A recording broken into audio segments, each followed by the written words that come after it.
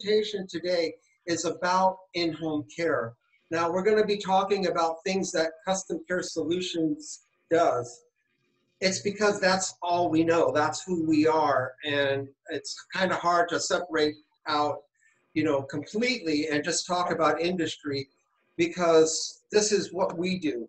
However, when we talk about the things we're going to talk about today, we want you to understand that we are going to try to give you ammunition so you know what kinds of questions to ask and what types of pitfalls that there are. But I also want to take the positive approach and talk about the good things and the reasons why in-home care is so important to people like dementia patients, as well as many other, post-surgical recovery and the different aspects that in-home care really shines in. So we'll start off the conversation with why have care at home? And there's a lot of answers to that, but one thing that comes to mind is you can remain in your own familiar, safe surroundings with care that is tailored to your needs. So if getting your loved one out of bed in the morning is an issue, and getting them showered, especially for dementia patients, it's sometimes very difficult to shower them, to get them ready for the day.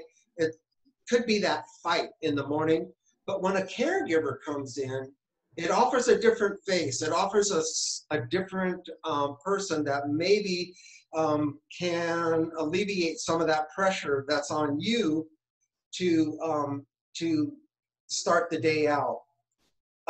You can also decide how much service you want.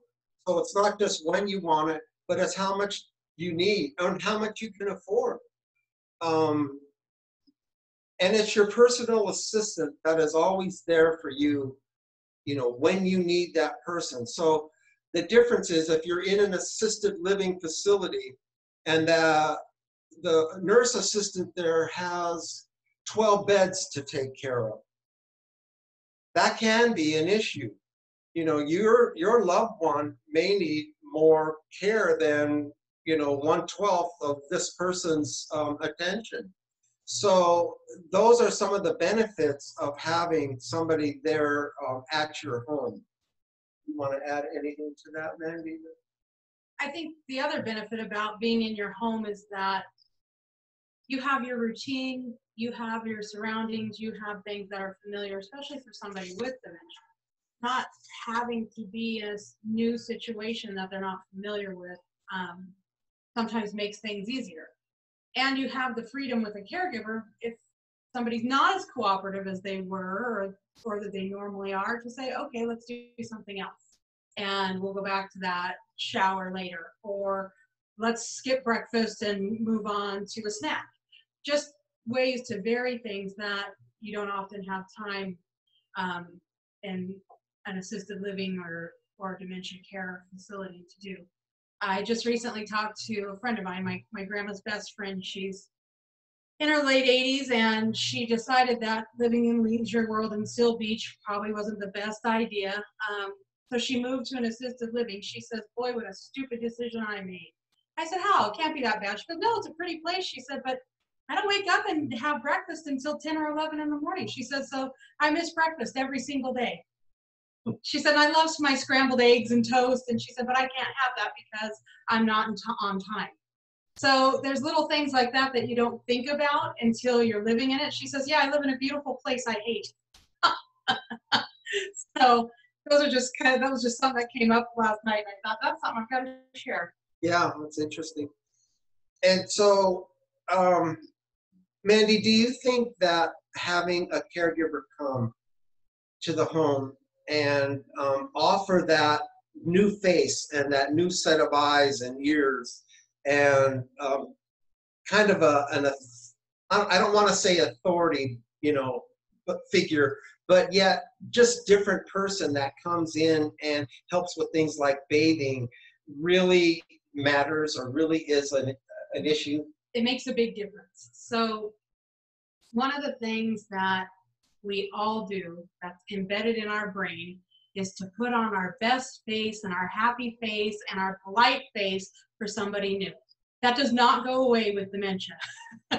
It's embedded, it's ingrained, it's something that's in the back of our brain that we just automatically do.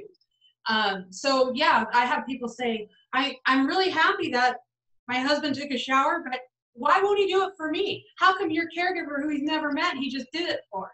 Because he was being polite. Give him a minute.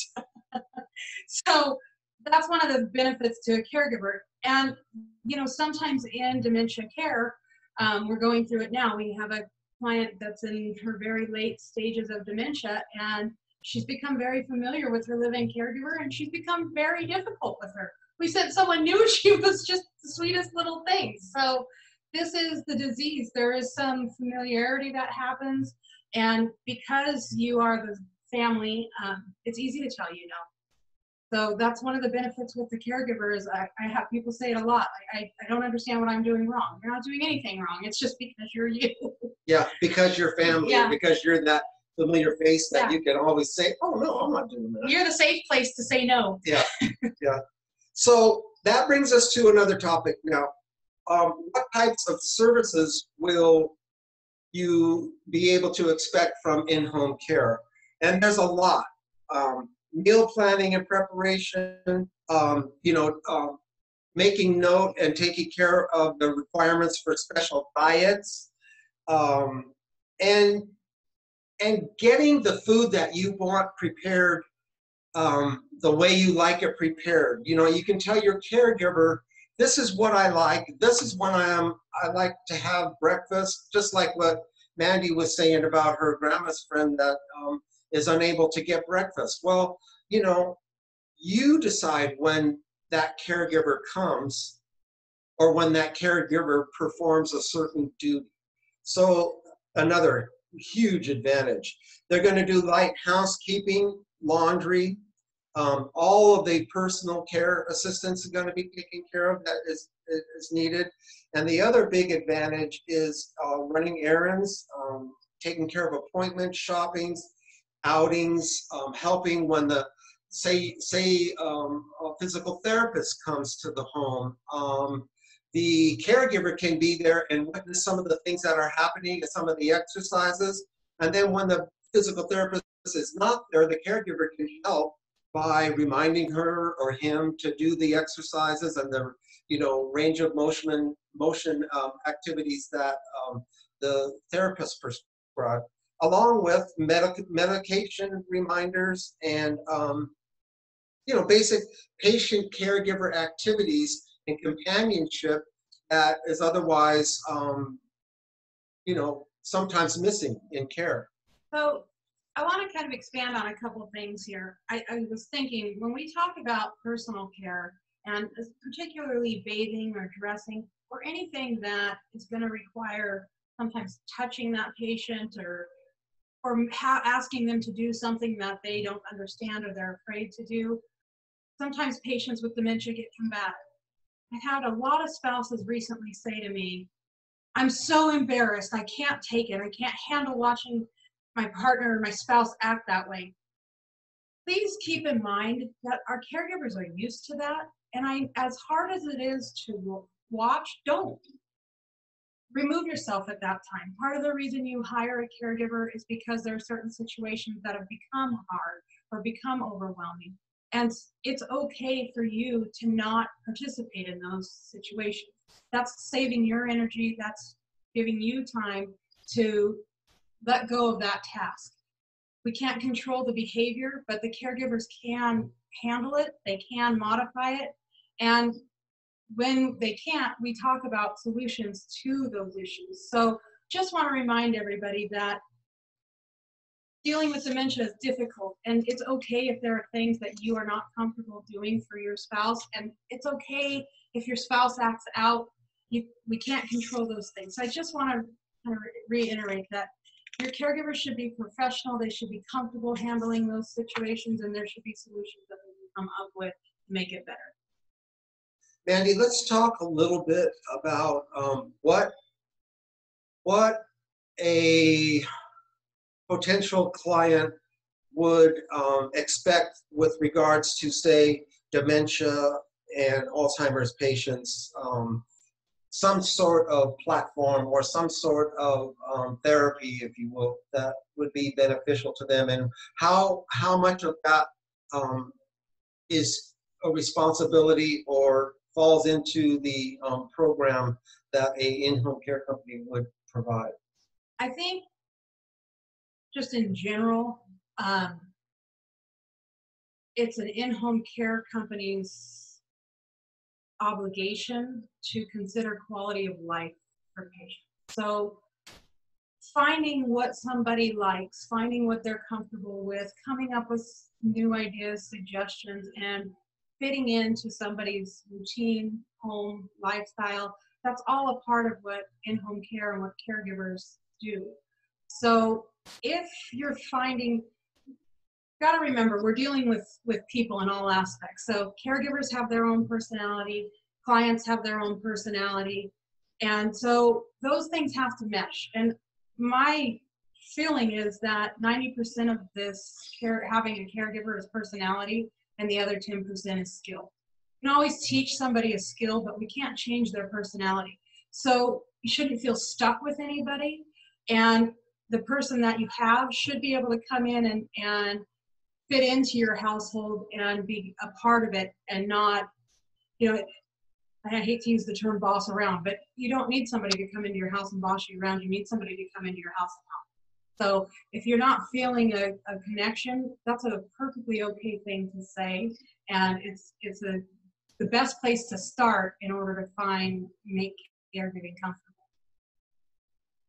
So one question I get a lot when people call is, I don't even know if this is an appropriate time for me to be calling about in-home care.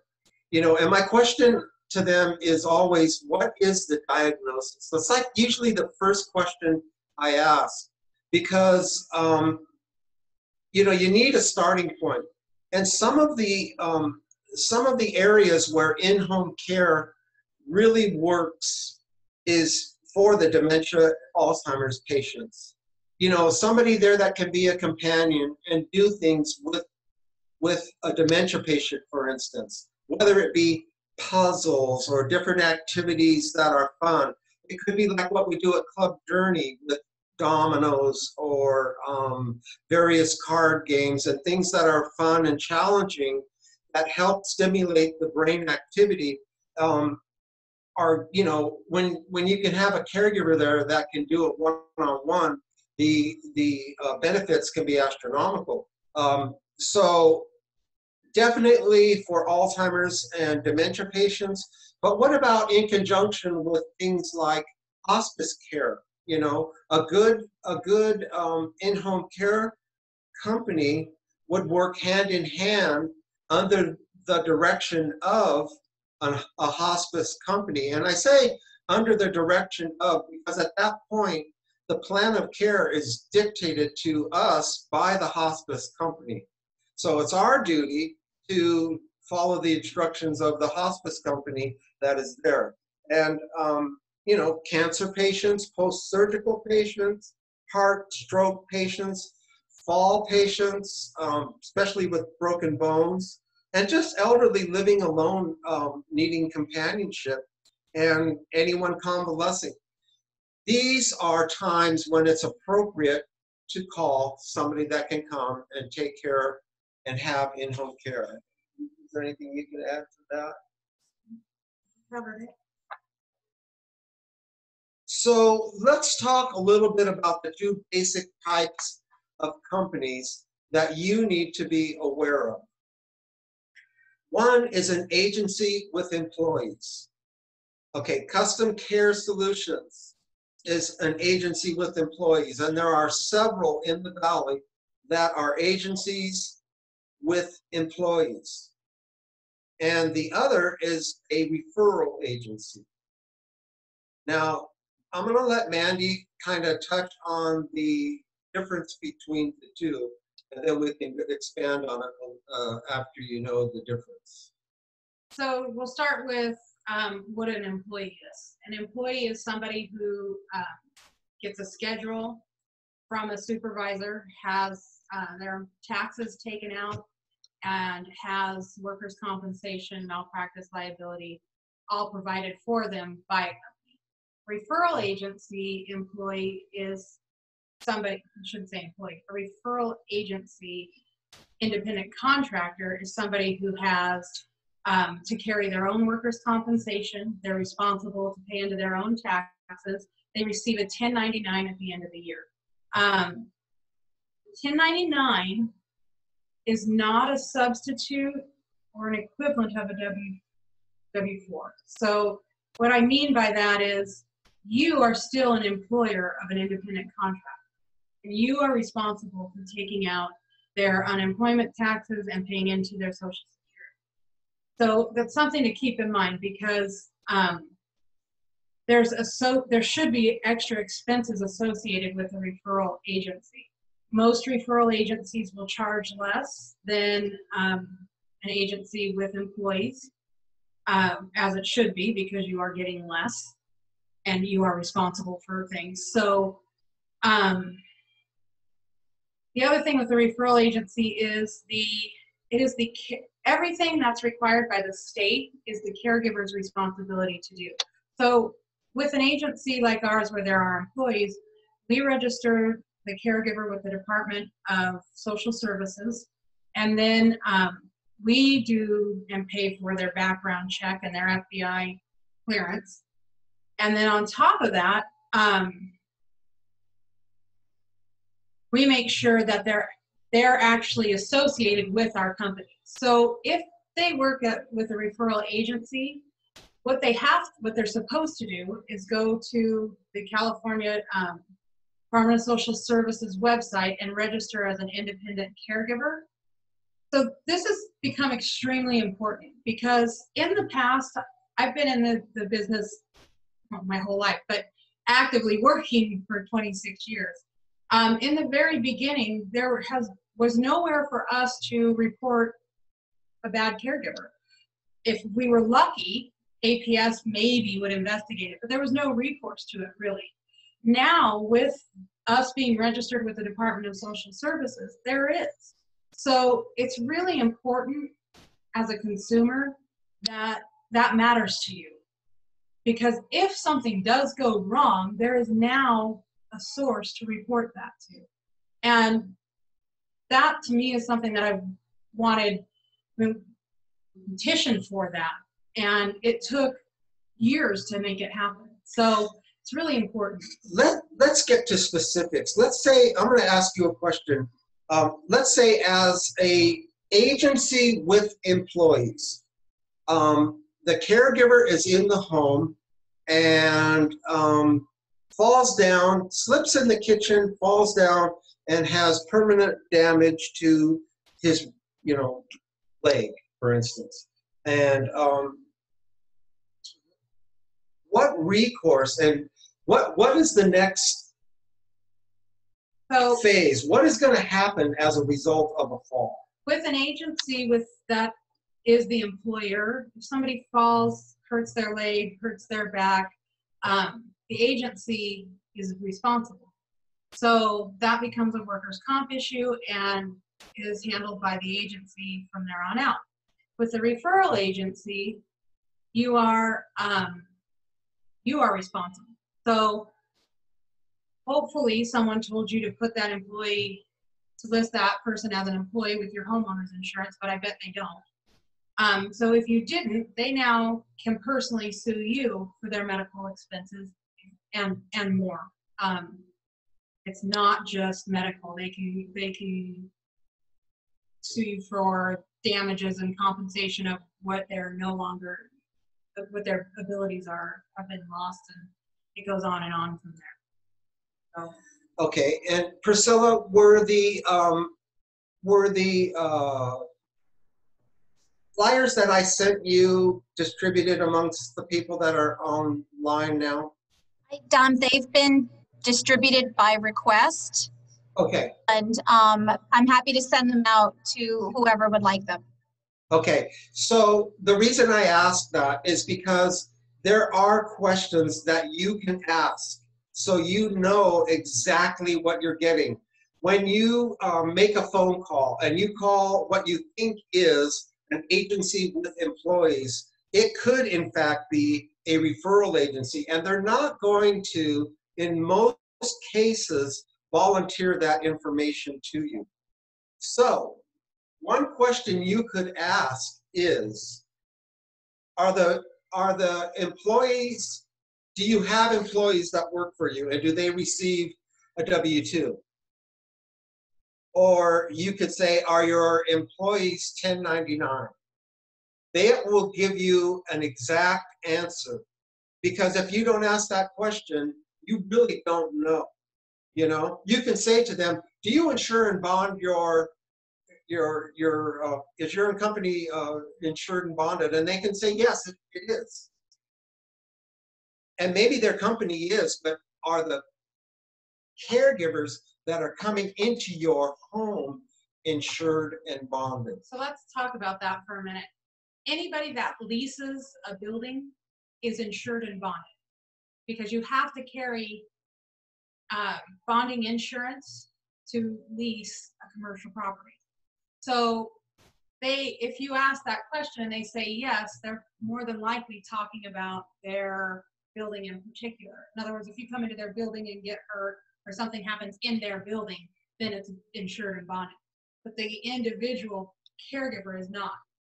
What happens a lot of times is that, honestly, what you're supposed to do, if you do use a referral company, you should sit down with the caregiver and ask them to present copies of their malpractice liability, their workers' compensation, their bondage for theft.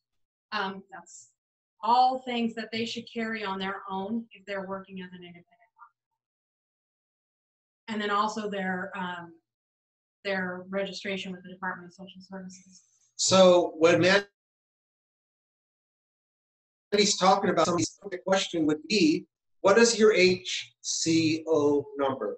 That's healthcare organization. If they do not have the HCO number, then they are not registered and under license of the state of California.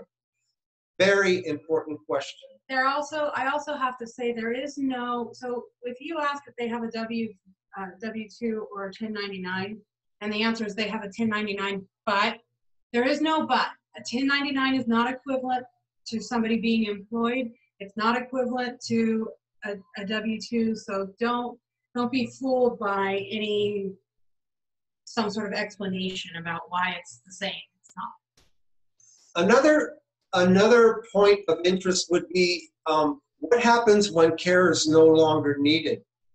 In many instances, you're asked to sign a contract, and in that contract it'll say they need X number of weeks or maybe a month or something of notice before you can cancel the service.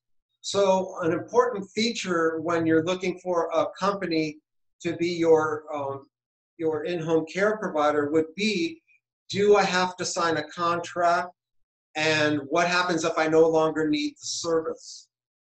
Very important question, because you don't want to have to keep somebody at the home if after there's, say, a post-surgical recovery and now your loved one is doing great and you don't need the service.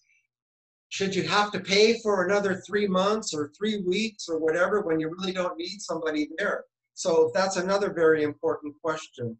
I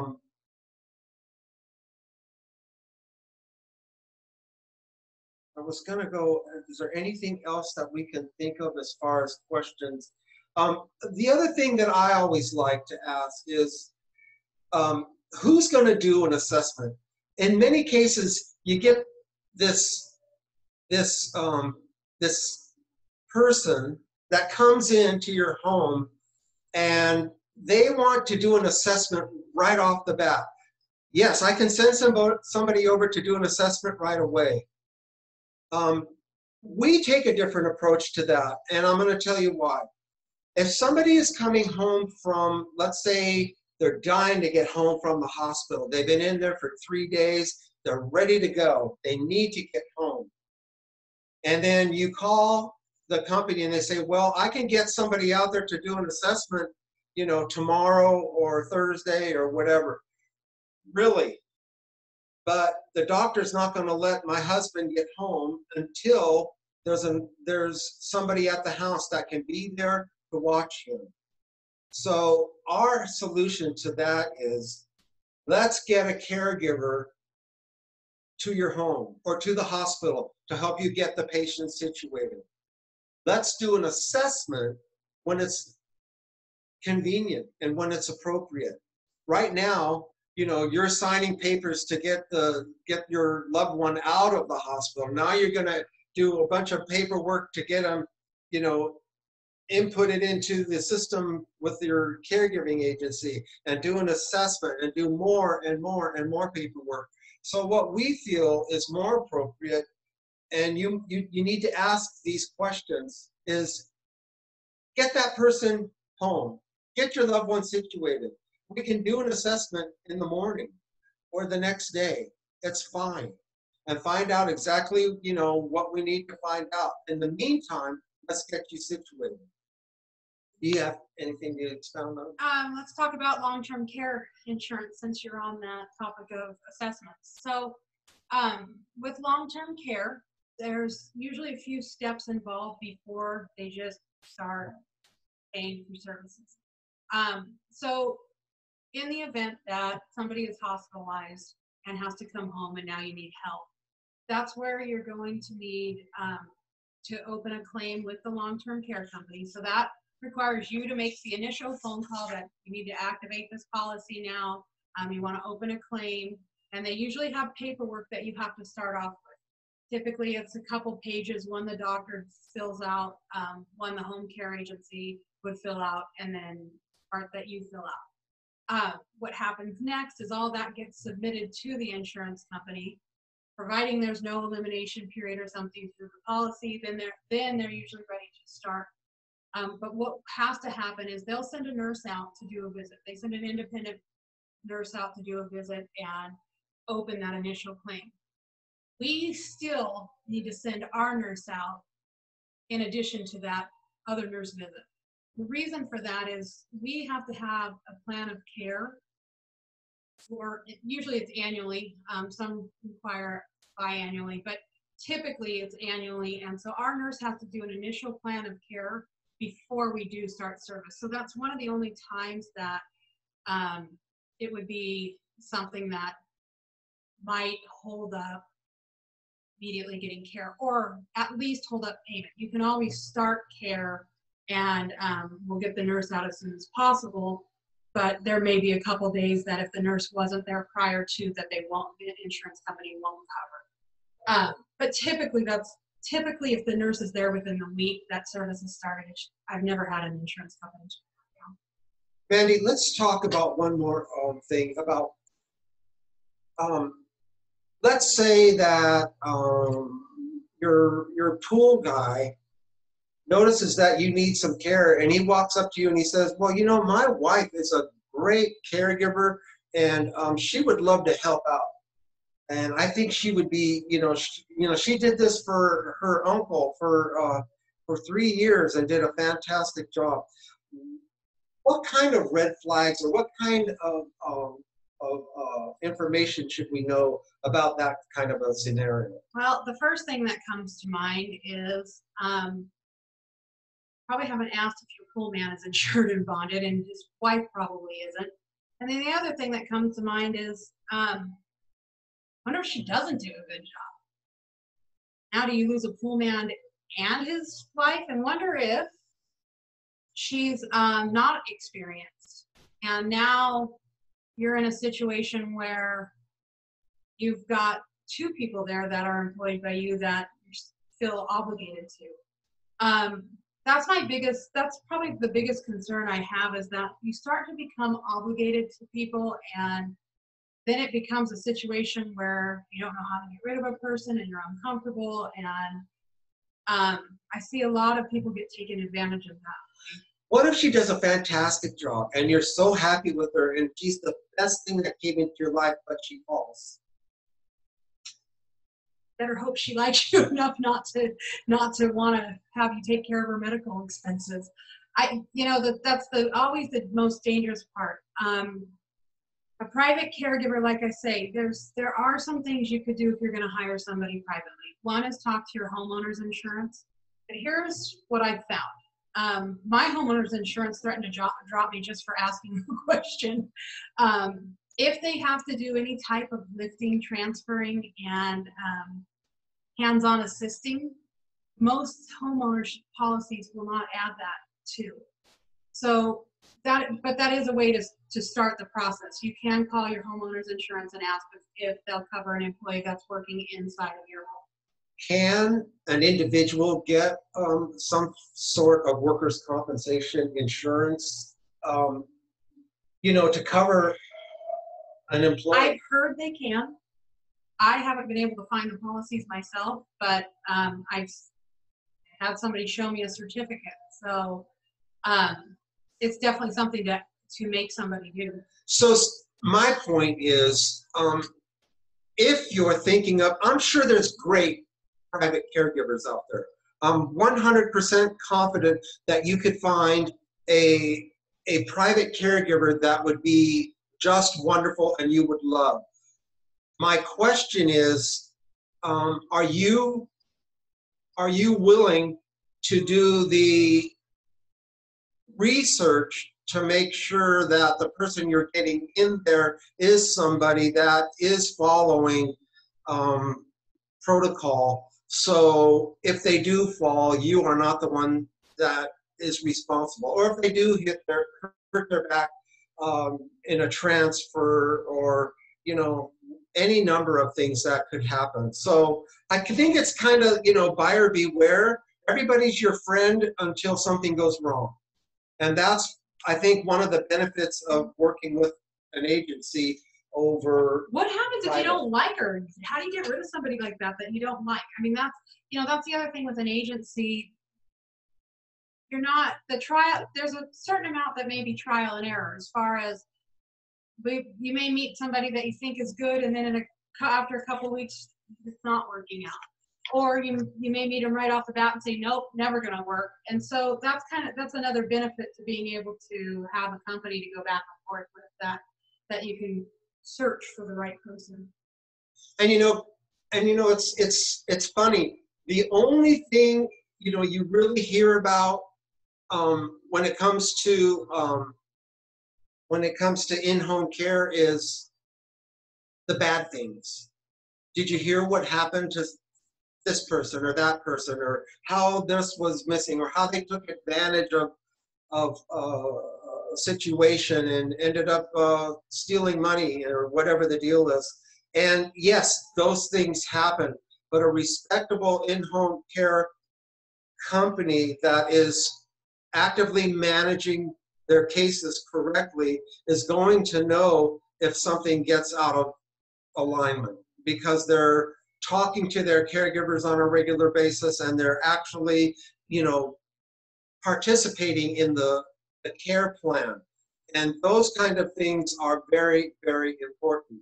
So I see that there's some questions popping up on the chat side. So we're going to flip now over to a question and answer period, and we'll start with the first question from Marlene. Who develops the plan of care? So typically, it's a nurse that develops a plan of care. Plan of care is a nursing term, so if we're always willing to send our nurse out to do a plan of care. But sometimes just by us talking on the phone in the very beginning, we can develop a plan of care that is going to be less, the nurse is going to come out and be medical and clinical. We're going to be more social, interactive, and you're going to be able to tell us more about what you see your needs are at home. So plan of care starts in two places, clinically and medically speaking from a nurse, and then usually with our initial conversation on the phone about what your care goals are at home. So, and plan of care is an evolving situation, because no one condition stays the same for any length of time. Sometimes it improves, sometimes it gets worse, but whatever the situation is, it's important to have a plan of care that is flexible. And one thing that we offer, and I'm not speaking for other in-home care companies right now, but we do have monthly visits by a registered nurse. So we are able to not only witness changes in condition from the caregiver, but also from a nurse's perspective too. From the clinical side. Yeah. On the clinical side. And so yeah, I can tell you, it's been my experience that when the nurse comes in, she's able to, I think, identify things maybe even before they'll start. So potential problems can be alleviated in many times. The next question is, what's the range of cost for in-home care? So I find that it's changed quite a bit. It used to be people had set rates, but I've heard of different things where companies will say they charge anywhere from $23 to $30 an hour. Well, how? What's the difference? If you're getting a caregiver or CNA, why would that price have to change? So, so that's a question. Because the scope of work is the scope of work, regardless of. Right. What a CNA does is not going to change to where there needs to be a price increase. And that's in my opinion. I know that some people will say, well, you know, dealing with dementia patients can be difficult. Well, that's what a CNA is trained to do. That's what a caregiver is trained to do.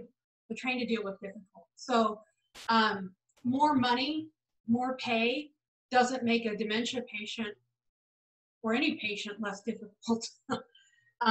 And if somebody's having a hard time dealing with a situation, I don't understand why you would want to pay them more. So if they can't handle the situation they walked into to begin with, then it's not the right fit, and it doesn't require more pay, it requires more skill. Or it requires more caregivers. We've had cases where we've actually had to put 2 caregivers on each shift because it was unsafe for transfers and different things. So it just required more, and it was one of the things that had to happen. It's rare when it happens, but it is something that that does happen. So in answer to your question, would you think that it's fair to say anywhere from $23 to $30 an hour is about where it's at right now? What it's come down to, yeah. But I certainly would press anybody that gives you a range as to what the requirement is of the price for the price going up, and what do you get for that? Because the initial thing that you should be getting is light housekeeping, meal preparation, assistance with bathing and dressing, and someone with experience. So how is that going to change if the price goes up? What are you going to get?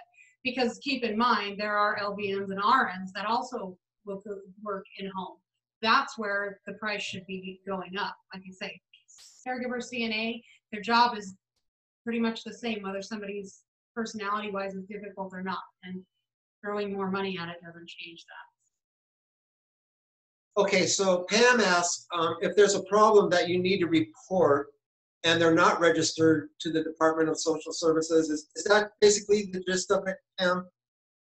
Yeah, okay, so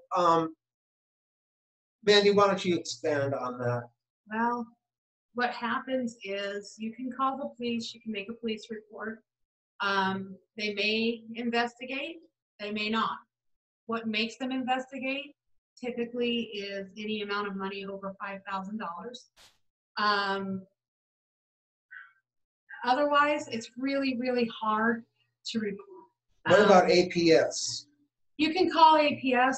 So, a couple scenarios. Had a situation where a family called and a friend or neighbor of their mom decided that he was going to become her caregiver.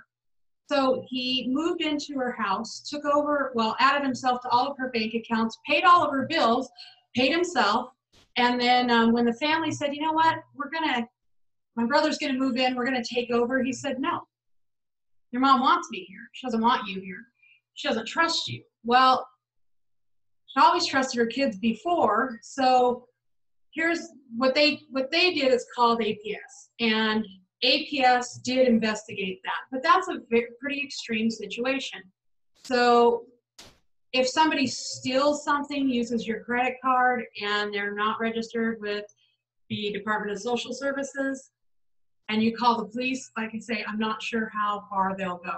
Depending on the amount of money, kind of depends on how they're motivated to look for it. You lost your wedding, if you think your wedding ring was stolen, they'll more than likely take a report, and that's it. So at least with the Department of Social Services, if they're registered, you can make a complaint to the department. And if they start to see that somebody's got a lot of complaints, they take a criminal action against that person. So that is a better way to at least start keeping track of people. The other thing that I've heard happen is it's supposed to happen that you should be able to check somebody that is registered with the Department of Social Services. So they should have a PIN number. They should have their own personal HCO or HCO number that you can then get on the Department of Social Services website and search and check, and it should tell you that they're, you know, registered, or that they're, may say if they have an exemption, things like that. So let's talk about exemption real quick. Exemption means that they may have had some sort of background somewhere, and the Department of Social Services has reviewed it along with the Department of Justice and feels that they are still safe to work with somebody that is elderly. Same for daycare centers too. So, and with the police department, there is a certain amount of skepticism when they get a phone call, because the first question could be something like this. So what kind of diagnosis? Well, the patient is a dementia patient. Okay, and what are you missing? I'm missing my a wedding ring and some jewelry, a wristwatch, and my wallet. Okay?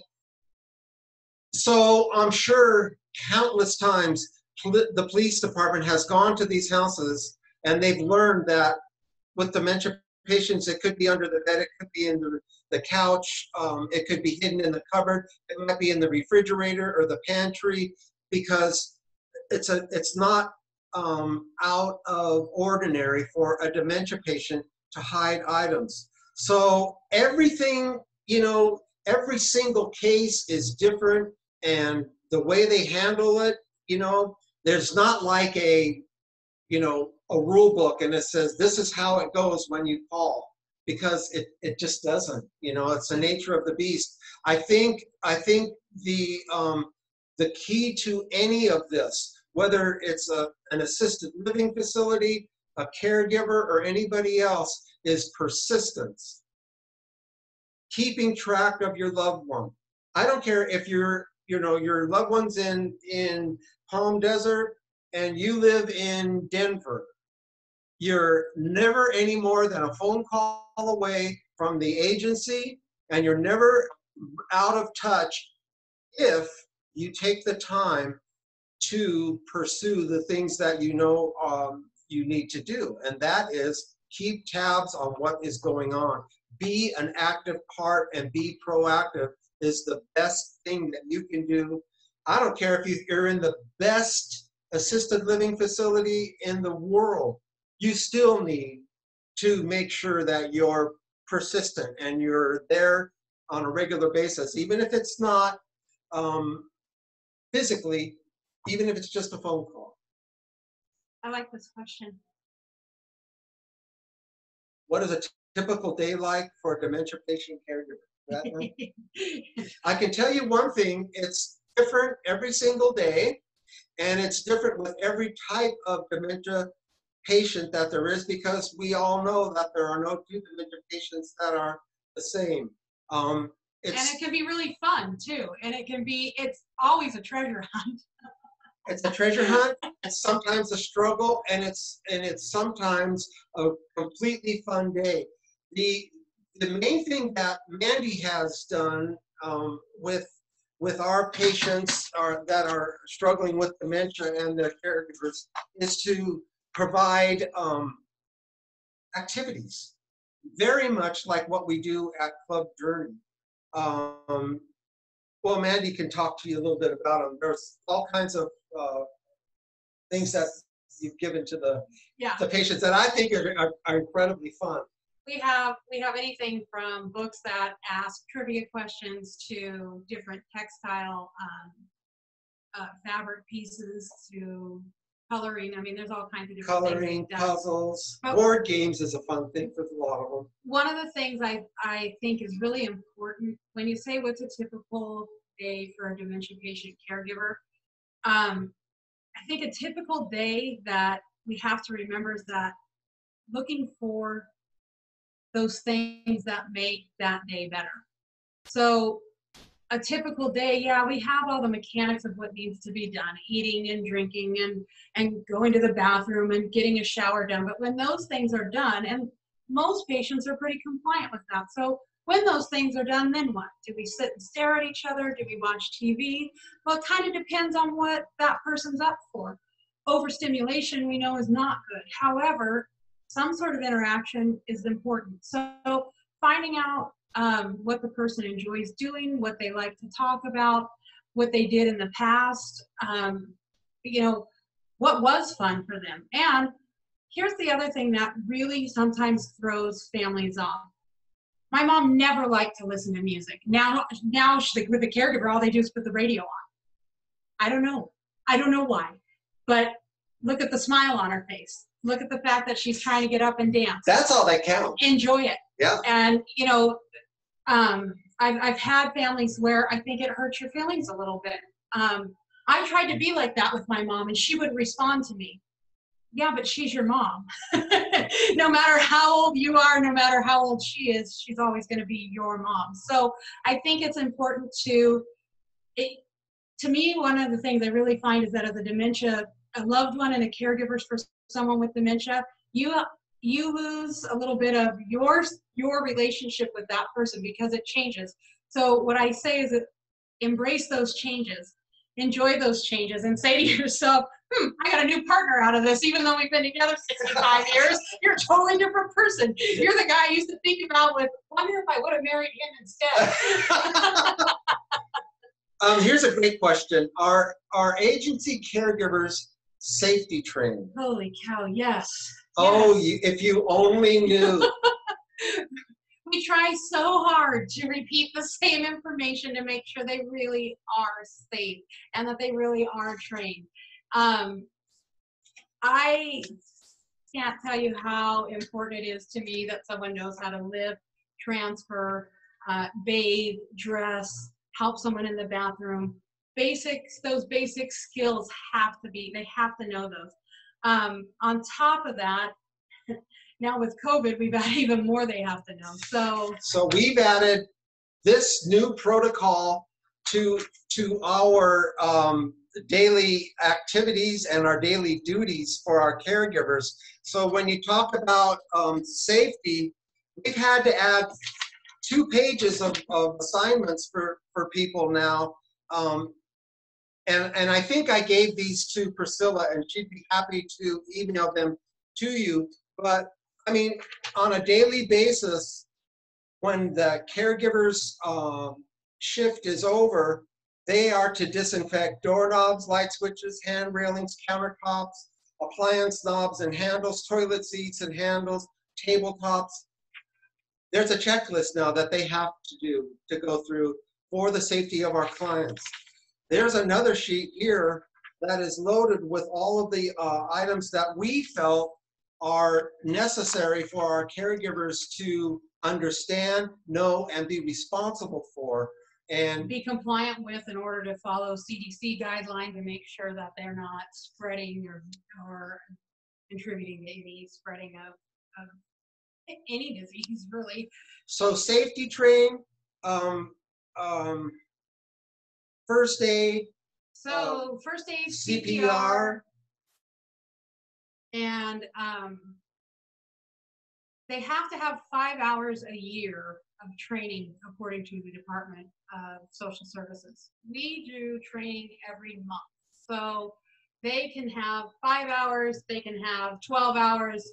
The minimum they have to meet is the 5 for the state. But majority of our caregivers take advantage of all the free classes. So we offer, like I say, we offer free classes here in our office. We offer them online, and through ACB, we have our caregivers take their classes. So it's important to me that they have access to as much training as possible.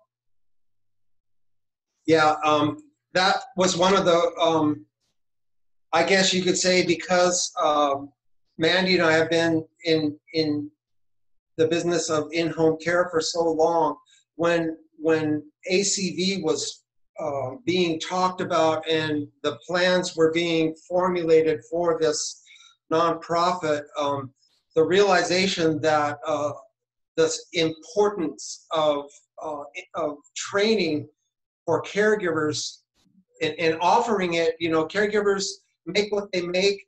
They're busy people. They, you know, don't have access to a lot of money for their education, and so offering something that our caregivers could use that was free and great training was something that was mandatory, I felt, for ACV. And you can see how important it is by the number of people that are attending the CEU training courses on a monthly basis. And to be able to offer them online now and to be recording them is another feather in our cap. So yeah, they are safety trained, they are trained for dementia, and any in-home care company in the Coachella Valley can send their caregivers to ACB for free to get the proper training that they need. I don't know of any organization anywhere that is doing that. So I think, Priscilla, we're at now basically 7 minutes after, so we probably... I wanted to ask if anyone had any other questions. Wave at me. Can you hear me? No, now we can. Okay. Okay, can you hear me now? Yes. Okay, so that's all the questions. Remember, if you would like the handouts, please email me and I will get those to you. Next week at this time, we have decluttering. Out. Oh, okay. Cutting in and out. Hang on one second. Let's She's magic. I know. Woo! Okay. So this microphone works better. So next week we have Mel Robertson, safety expert, decluttering expert. I'm sorry, I had safety on my mind. And I want to thank you both for joining us today. This is great information. Thank you. Thank you. And again, I'm here every weekday, 8 to noon. So give me a call if you all need anything. Oh, Pam? Is this being recorded also for YouTube? Yes. Awesome, great. Thank you. Very good. If anybody has any questions, you're welcome to call Custom Care Solutions at any time. Of course, it's just, if you just have a question about in-home care, there's no obligation to call. Ask a question. That's what we're here for. Call us for any type of referral too. If you're struggling with something, don't hesitate to call and pick our brain. If we can't help you, we usually can find someone who can. Absolutely.